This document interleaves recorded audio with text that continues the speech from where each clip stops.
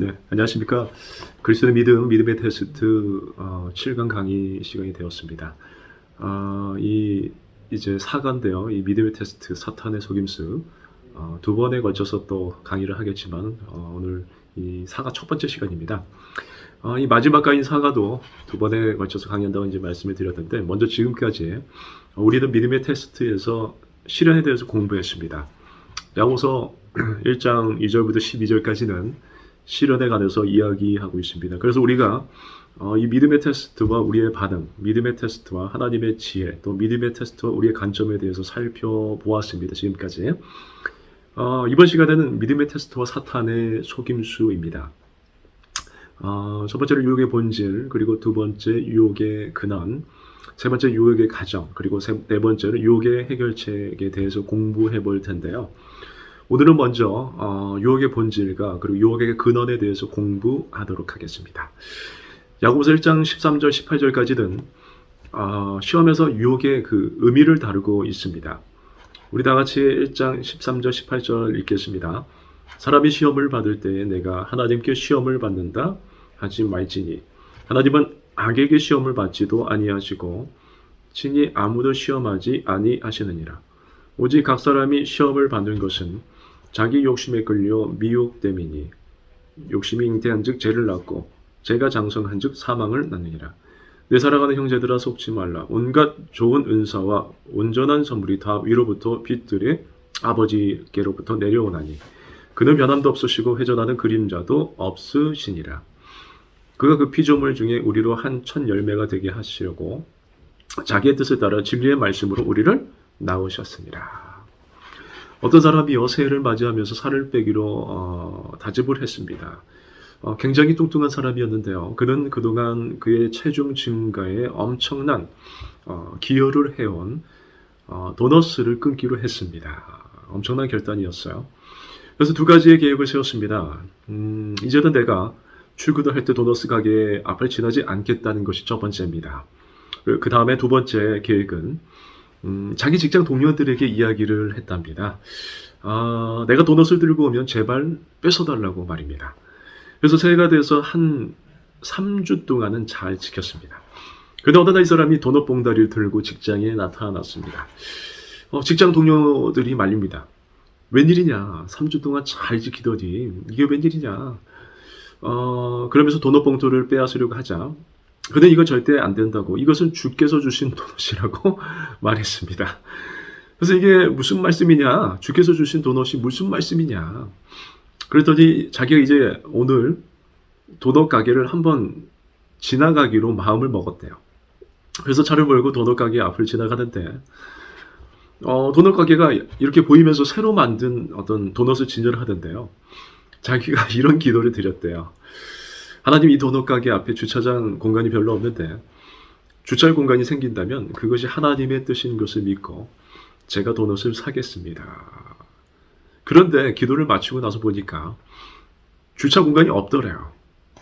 그래서 한 바퀴를 돌고 두 바퀴 돌고 세 바퀴 돌고 8바퀴를 도는데 그 사람 기적적으로 주차 공간이 생겨서 자기가 그 주차 공간에 주차하고 도넛을 샀다라는 겁니다. 그러니 이것이 하나님이 주신 도넛이 아니고 무엇이겠냐고? 이것이야말로 하나님이 주신 도넛이라고 했답니다. 우리는 인생을 살면서 아주 많은 유혹을 받습니다. 우리 주변에는 각양각색의 그 유혹이 있고 우리는 종종 그 유혹을 경험합니다. 오늘 믿음의 테스트와 사탄의 속임수, 유혹의 본질이 무엇인가, 또 유혹의 근원은 무엇인가를 살펴보겠습니다. 이 보네퍼라는 사람이 그의 책 유혹이라는 책에서 이렇게 얘기를 했습니다. 우리들 마음속에는 급하고 강렬한 욕심이 어떤 제약도 받지 않고 일어나곤 합니다. 이 욕심은 압도적인 그 힘으로 온몸을 사로잡습니다. 이때 갑자기 마음 깊은 곳에서 연기가 나며 이상한 불이 점화됩니다. 그리고 온몸이 타기 시작하더니 드디어 완전히 불길에 휩싸이게 됩니다. 성적인 욕망, 허영심, 야망, 복수심, 명예심, 물질에 대한 탐욕 등 모든 것들이 이와 같이 마찬가지입니다. 이럴 때 하나님이 우리 눈에 전혀 보이지 않습니다. 그렇습니다. 우리 삶의 유혹이 종종 찾아옵니다. 유혹이라는 것은 아주 작은 경우에는 후회 정도로 끝나지만, 그러다 정도가 크면 우리의 인생을 파괴시키기까지 합니다. 근데 우리를 파괴시키려던 유혹, 매일 우리의 삶에 또 터져대서 손을 뻗치는 유혹을 어떻게 극복할 수 있을까? 예를 들면 어떤 사람은 아직도 음주의 유혹이 있습니다. 어떤 사람은 또 흡연의 유혹이 있어요. 젊은 사람들 중에는 어떤 야한, 야동이라고 하죠. 그런 동영상의 유혹이 있습니다. 많은 사람들에게 또 직장을 간두고 싶은 유혹이 있어요. 또 어떤 사람은 누군가를 때려주고 싶은 어떤 구타 충동의 유혹이 있다라고도 합니다. 그리고 충동 구매의 유혹이 있어요. 제가 여러분들에게 질문을 한번 드리겠습니다. 유혹을 받아본 경험이 있는 분들, 제가 직접 영상이기 때문에 뵐 수는 없지만 한번 따라 주십시오. 유혹을 받아본 경험이 있는 분들 한번 고개를 끄덕여 주시기 바랍니다. 다시 질문을 합니다. 유혹에 빠진 사람이 아니라 유혹을 받아본 경험이 있는 분들입니다. 한번 고개를 끄덕여 주시기 바랍니다. 그렇죠. 이미 다 끄덕이셨죠. 인간이라면 영상이라 제가 확인할 길이 없지만 필기와 나눔 제출하시되 원하신다면 지금 내용을 함께 제출해 주셔도 됩니다. 어떤 인간이라면 유혹을 받아본 경험들이 있으실 겁니다. 어떤 설문조사를 보니까요. 사람들이 가장 많이 받는 유혹이 무엇인지를 1등에서 10등까지 이렇게 쭉 설문조사가 나왔어요. 제가 10위부터 발표합니다. 10위, 험담의 유혹, 험담의 유혹입니다. 누군가를 험담을 하고 싶은 유혹이죠. 그 다음에 9위입니다. 거짓말의 유혹입니다. 8위입니다. 탐심의 유혹입니다. 먹는 것을 더 먹고 싶은 유혹이죠. 그리고 7번째입니다. 7입니다. 시기심의 유혹입니다. 남이 가진 물질, 그리고 남이 누리는 사랑, 남이 받는 인기, 그리고 남이 받는 관심에 대해서 지나치게 부러워하는 거예요. 6번째는 정욕입니다. 이것은 모든 성적인 욕망을 말합니다. 5번째가 분노입니다. 또 4번째가 게으름입니다. 또 3번째가 이기심, 2번째가 교만입니다. 드디어 첫 번째입니다. 이 첫 번째는 소유욕입니다. 무언가를 더 갖고 싶은 마음이죠. 이런 유혹들이 늘 우리의 삶에 손을 뻗친다는 거예요. 그러면 이 유혹의 본질, 이 본질은 무엇인가라고 할 때 야고보서 1장 13절 상반절에 사람이 시험을 받을 때의 말씀에 야고보는 시험이라는 단어를 씁니다. 사람이 시험을 받을 때, 그런데 이 문맥상 이 13절부터는 이 시험이 앞에 나왔던 시련의 의미가 아니라 유혹의 의미로 바뀝니다. 이 유혹의 목적은 우리의 믿음을 파괴하기 위함입니다. 그러니까 우리를 파괴하기 위함입니다. 유혹은 사탄이 우리로 하여금 죄짓기 하기 위해서 궁극적으로 파멸시키기 위해서 주는 것이 유혹입니다. 이 A의 유혹의 목적은 우리의 믿음을 파괴하기 위함이라 그랬어요. 이 시련의 목적은 우리의 믿음을 성장시키기 위함이었고, 근데 하나님께서 주시는 것이지만 유혹은 사탄이 우리의 믿음을 파괴시키기 위해서 주는 것이 바로 유혹입니다. 와인 루처가 말했습니다. 사탄이 많은 즐거움을 준다 해도 그의 궁극적인 의도는 우리를 파괴하는 것입니다. 그는 우리를 파괴하는 일에 가장 우선권을 둡니다. 그리고 토니 에반스가 말했습니다. 유혹은 보통 미미하게 시작합니다. 아주 작은 부분에 영향을 미칠 뿐입니다. 우리는 그것을 만지려고 팔을 뻗치고 아주 가만히 손을 대어봅니다. 그러나 떼어내려고 흔들 때 우리는 그것이 끈적거린다는 사실을 발견하게 됩니다. 우리가 무엇을 하든지 붙어 있습니다. 그래서 우리의 팔을 자기 맘대로 움직이게 하고 우리를 다 삼킬 때까지 먹어 들어갑니다. 이것이 유혹입니다. 그리고 B에 유혹의 대상은 모두입니다. 사람이 시험을 받을 때라고 그랬습니다. 앞의 실험과 마찬가지로 만약으로 시작하지 않았습니다. 이때라는 것은 늘 있기 마련입니다. 그렇죠. 늘 있기 마련이라는 말이죠. 유혹이란 우리가 사는 동안 피할 수가 없어요. 그러니까 이 유혹은 끝이 없는 과정입니다. 반드시 있고 누구든지 받습니다. 학생, 의사, 선생, 가정부, 엔지니어, 비즈니스맨, 정치인, 대통령, 목사, 신부 누구든지 이 유혹을 받습니다. 근데 이 유혹의 특징이라는 것은 어떤 한계선이라는 것이 없다라는 것이에요. 그 누구도 특별 취급을 하지 않는다라는 겁니다. 성경 히브리서 4장 15절 말씀에 보면 예수님도 모든 일에 우리와 똑같이 시험을 받으신 이로되 그랬습니다. 그러니까 그 유혹은 누구든지 받는다라는 거예요. 유혹을 받지 않는 사람들은 무덤 속에 있는 사람들 뿐입니다. 시체는 안 받는다는 거예요. 여러분, 시체 앞에서 아무리 멋진 영화 배우가 지나가도 움직이지 않아요. 살아있는 모든 사람들은 유혹을 받습니다. 브루스 윌키슨이 말합니다. 유혹은 우리가 거룩해지려고 노력할 때 전략적으로 활동한다. 우리가 거룩해지려고 할 때 유혹은 다가옵니다. 와인룰처가 말했습니다. 유혹은 죄가 아닙니다. 그것은 전쟁 애로의 부름입니다. 그렇죠. 유혹 자체, 그건 죄가 아니죠. 그런데 유혹에 빠지는 것, 그것이 죄죠. 그럼 유혹의 근원은 뭔가? A의 이 유혹은 하나님에게서 오지 않는다라는 거예요. 야고보서 1장 13절 하반절에 말합니다. 내가 하나님께 시험을 받는다 하지 말지니, 즉 내가 하나님께 유혹을 받는다 하지 말지니 하나님은 악에게 유혹을 받지도 아니하시고 친히 아무도 유혹하지 아니하시니라 말씀했어요. 이럴 때 유혹은 하나님에게서 오는 것이 아닙니다. 인간은 자신의 죄를 다른 것 또는 다른 사람에게 전가시킵니다. 인간은 늘 죄를 짓고서 다른 사람 때문에 저 사람 때문에 라고 전가시킵니다.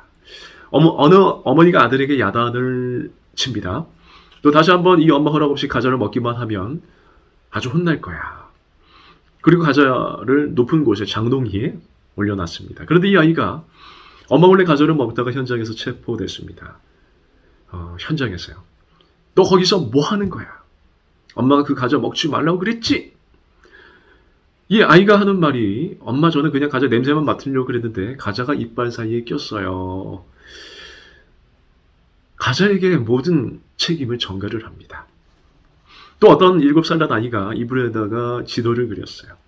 엄마가 야단을 치니까 엄마 내 땀이 오줌으로 변한 거예요. 나는 전혀 오줌 싼 게 아니에요. 이렇게 인간은 늘 전가를 시킵니다. 인간은 또 다른 것 또는 다른 사람에게 전가를 시킵니다. 성경에 봐도요 재미있는 이야기가 있어요. 출애굽기입니다. 그 32장에 보면 아론이 그 금송아지를 만들었죠. 근데 이 사람들에게 금덩어리 보석을 다 갖다가 금송아지를 만들어서 모세가 그것을 보고 야단을 칩니다. 그러나 아론이 하는 말이 한번 보십시오. 내가 그들에게 이르기를 금이 있는 자는 빼놔라 한즉 그들이 그것을 내게로 가져왔기로 내가 불에 던졌더니 이 송아지가 나왔나이다. 자기가 한 것은 그냥 던졌더니 송아지가 나왔대요. 인간은 자신의 죄를 다른 것 또는 다른 사람에게 전가를 시킵니다. 아이들 교육에 대해서 이 여편네가 집구석에 애 하나를 교육 못 시키고 당신은 맨날 싸돌아 다니고 늘 이렇게 전가시키는 거예요. 애 교육 문제도 남편 아내 서로 전가시킵니다. 네. 그렇습니다. 인간은 자신의 죄에 대한 책임을 또 하나님께 전가를 시킵니다. 여러분 아담과 이브가 범죄했을 때 뭐라고 그럽니까? 아담은 하나님이 나에게 주신 저 여자가 나에게 열매를 줌으로 내가 먹었나이다. 이렇게 하와에게 전가시키잖아요. 그런데 그 하와의 심정이 어떻겠습니까? 저런 남자를 믿고 내가 어떻게 사나 나한테 모든 걸 뒤집어 씌우는 하와는 저 뱀이 나를 꼬셨다고 합니다. 전가시키는 거예요. 결국 하나님께 전가시키는 거예요. 하나님 아담은 하와를 주신 하나님을 탓한 거예요. 하나님은 죄와는 아무 관계가 없는 거룩한 분이십니다. 하나님께는 악이 항소할 수 있는 아무런 여백도 존재하지 않습니다. 하나님은 악에게 시험을 받지도 아니하시고요. 요한일서 1장 5절에 보면 하나님은 빛이시라 그에게는 어둠이 조금도 없으시다 그랬습니다. 주께서는 눈이 정결하심으로 악을 참아보지 못하시며 폐역을 참아보지 못하시거늘 하나님께서는 우리의 영적 성장을 위해서 사탄이 우리를 유혹하는 것을 허락하실 수는 있어요. 그러나 우리가 절대 악을 행하도록 부추기시는 하나님은 아니라는 겁니다. 우리를 부추기지 않으신다는 거죠. 행하라 이렇게 하지 않으신다는 거예요. 근데 하나님께서 사탄이 욥에게 시험을 한다고 그랬을 때 허락을 하셨어요. 그러나 제한적으로 허락하셨습니다. 단 생명에는 손을 대지 마라. 그러니까 하나님은 죄와는 아무런 관계가 없는 거룩한 분이라는 거예요. 그렇다면 이 시험은 도대체 어디서 오는가? 그리고 유혹은 우리 내부의 욕심으로부터 옵니다. 오직 각 사람이라고 그랬어요. 각 사람이 시험을 받는 것은 각 사람이라는 것은 유혹을 받는 보편적인 경험이 각 개인을 공격하는 개인의 문제라는 겁니다. 각 사람이 그러니까 우리 각자가 시험을 받는 것은 자기 욕심에 끌려 미혹됨이니 그랬어요. 자기 욕심. 욕심이라는 단어는 강한 욕망을 나타냅니다. 욕심은 선할 수도 있고 나쁠 수도 있습니다. 하나님께서는 우리에게 욕망을 주셨어요. 예를 들어서 식욕을 주셨습니다. 근데 이 식욕은 죄가 아니에요. 식욕이 죄입니까? 탐식이 죄죠. 식욕 자체는 하나님이 주신 거예요. 그리고 수면욕도 죄가 아니에요. 하나님이 우리를 피곤하면 자도록 만들어 주셨어요. 게으름이 죄인 거죠. 그리고 좀 더 눕자, 좀 더 자자, 이게 죄죠. 그리고 성욕이 있습니다. 성욕 자체는 죄가 아니에요. 하나님께서 부부 안에 허락하신 겁니다. 간음이 죄죠. 근데 이 욕심이 이와 같이 사람의 욕심은 자기중심적이거나 하나님의 뜻에 위배될 때에 악하다는 겁니다. 하나님은 원래 우리에게 주신 욕심은 선한데 이것이 하나님의 뜻에 위배될 때 이것이 악하게 쓰일 수 있다는 겁니다. 마가복음 7장 22절 23절에 속에서 그 사람의 마음에서 나오는 것은 악한 생각, 곧 음란과 도둑질과 살인과 가늠과 탐욕과 악독과 속임과 음탕과 질투와 비방과 교만과 우매함이니 이 모든 악한 것이 다 속에서 나와서 사람을 더럽게 하느니라. 내부에서 나오는 거예요. 존 차튼 콜린스가 말했습니다. 자신이 지켜야 할 모판 위로 날아다니는 새들을 막기 위해 허수아비가 있는 것처럼 우리 마음속을 스쳐 지나가는 악한 생각에 대해 우리는 책임을 져야 합니다. 두 경우 모두 유일한 책임이 있다면 새들이 내려앉지 못하도록 막는 겁니다. 새가 우리 머리 위에 앉을 수도 있지만 여기 머리 위에 둥지를 지게 하지 말라는 거예요. 유혹의 근원은 우리 내부 욕심에 있습니다. 로저 레스트레인지 경이 말했습니다. 우리의 정욕은 불이나 물과 같습니다. 그것들은 훌륭한 종이지만 악한 주인이기도 합니다. 어떤 젊은 목회자가 78세 된 장로님과 이야기를 나누고 있었습니다. 이 장로님이 최근에 유럽 여행을 갔다 와서 여행에 관해서 말씀하셨어요. 유럽의 어느 한 도시의 시내를 지나가던데 홍등 가고 거기에 도색 잡지도 팔고 음탕한 유혹의 것들이 많았는데 제가 거기를 빨리 지나가면서 기도했습니다. 하나님 저를 시험에 들게 하지 마옵소서 이런 기도를 하면서 제가 지나갔습니다. 그래서 그 젊은 목사님이 이렇게 물었답니다. 아니 장로님 지금 연세가 몇 세이십니까? 장로님은 78세이시고 평생을 믿음으로 살아오신 분이 유혹을 받는다는 말씀이십니까? 그러니까 장로님이 젊은 목사님을 아주 한심스럽게 쳐다보면서 목사님 제 몸에도 피가 끓습니다. 내가 늙었다고 내 몸에 피가 흐르지 않는 것은 아닙니다. 늙은이가 젊은이의 차이는 이것입니다. 우리 노인네들은 우리가 죄인이라는 것을 너무 잘 알고 있고 죄에 대해서 수많은 경험이 있지만 목사님은 모른다는 사실입니다. 누구나 누구에게나 다 유혹이 있다는 겁니다. 레이프 리차드가 말했습니다.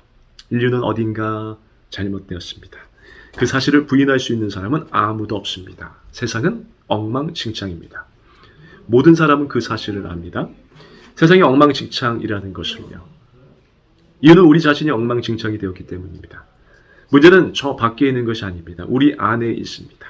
세상이 악한 이유는 우리가 악하기 때문입니다. 세상이 흉악한 이유는 악이 우리 내부에 잠복해 있기 때문입니다. 우리의 잘못된 욕심은 우리가 우리 조상 아담에게서 물려받은 우리의 죄성에서 오는 것입니다.